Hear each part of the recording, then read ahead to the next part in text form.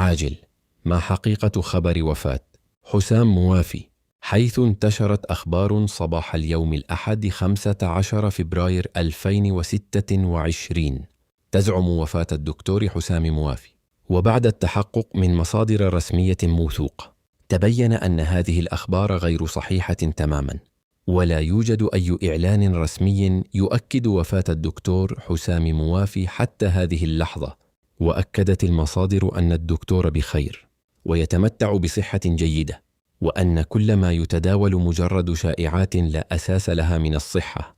ويعد الدكتور حسام موافي من أبرز الأطباء والإعلاميين في مصر والعالم العربي، وقدم على مدار سنوات طويلة محتوى طبيا توعويا ساهم في رفع مستوى الوعي الصحي لدى الجمهور. لذلك نؤكد ضرورة التأكد من صحة الأخبار قبل نشرها، والاعتماد فقط على المصادر الموثوقة. سنوافيكم بأي تحديث رسمي فور صدوره.